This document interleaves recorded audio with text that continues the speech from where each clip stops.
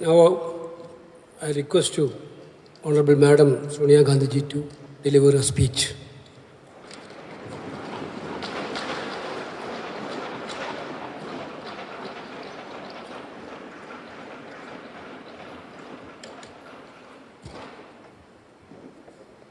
Congress President,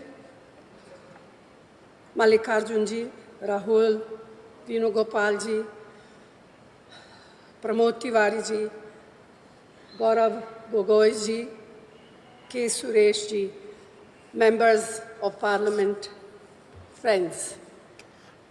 I am deeply conscious of the great responsibility all of you have placed on me yet again. Thank you.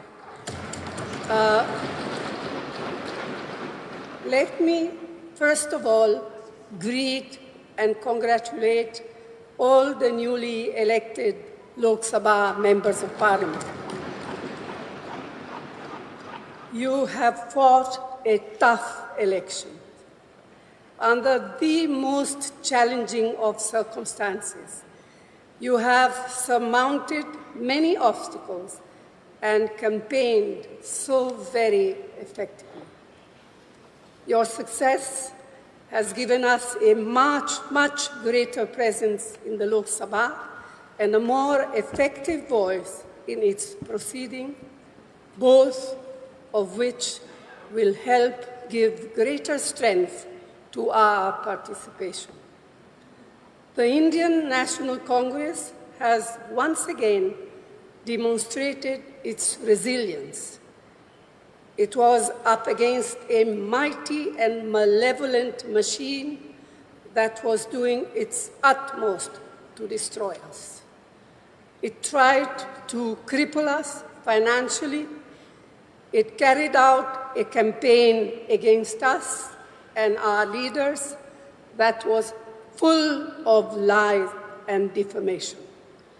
Many wrote our obituaries, but under the determined leadership of Kharge, we persevered.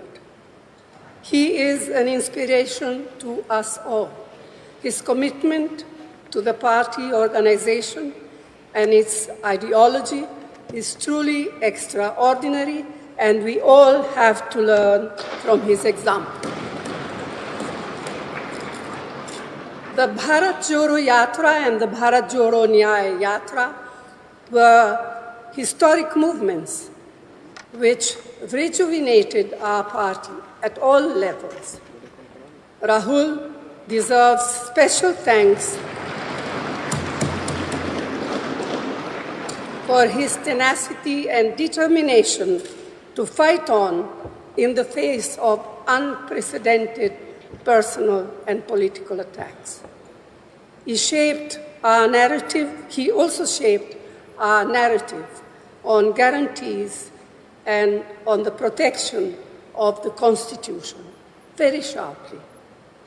And it is my personal belief that the constant upholding of the importance of our Constitution during our campaigns by Rahulji, Kharge, and all of you is that which compelled the Prime Minister yesterday to bow down literally to that which is for us a precious book, the Constitution, containing the Constitution of India. The CWC resolution passed yesterday has not earlier today, sorry, there's a mistake here, has also thanked all of you, all of our colleagues and workers across the country who worked, and they too worked very hard and so very diligently for our success. On your behalf, I wish to reiterate that sentiment strongly.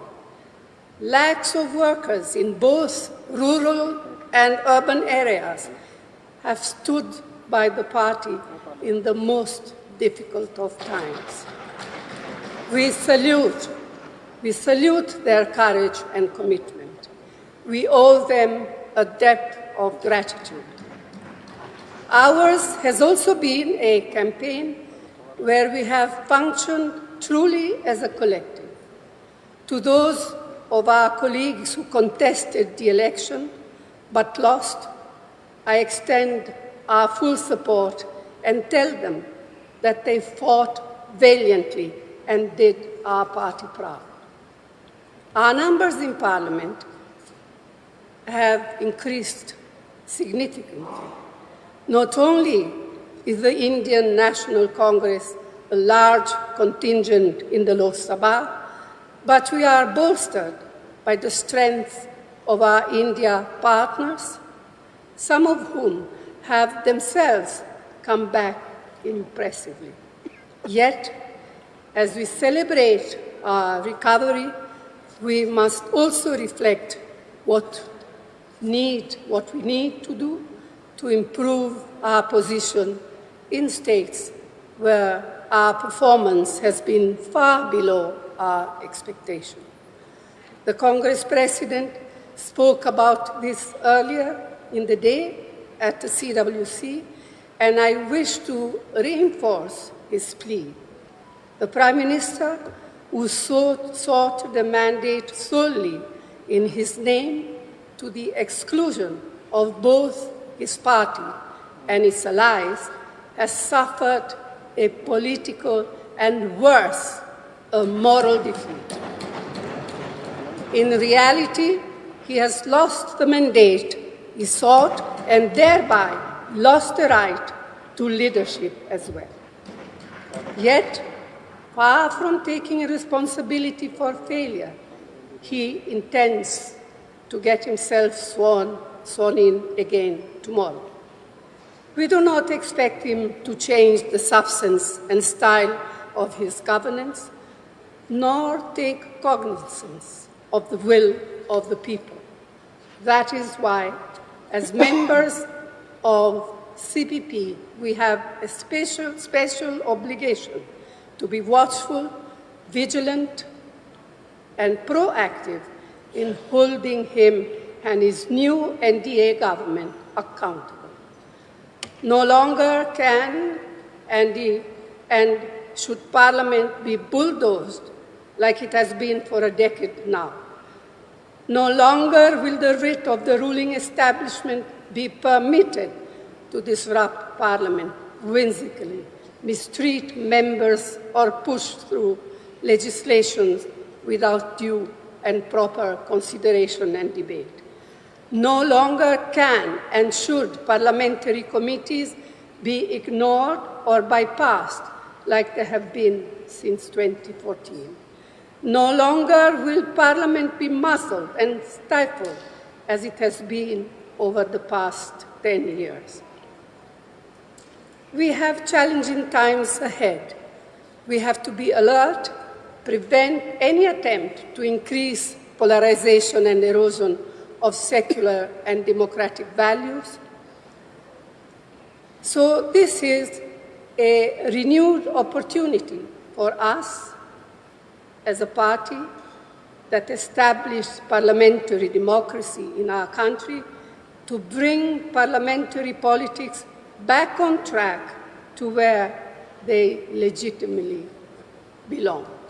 In this election, the people have voted decisively to reject the politics of divisiveness and authoritarianism. They have voted to strengthen parliamentary politics and safeguard our Constitution. They have voted for the agenda of economic and social justice. That indeed should continue to be our objective and guide. Friends, this is a very emotional moment for me, for us all, especially the newly elected members of Parliament. All I have to say is that I have received so much love and affection from you.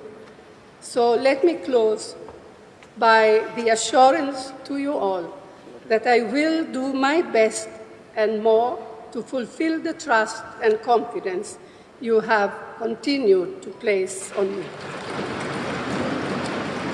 Thank you. Jai Hind.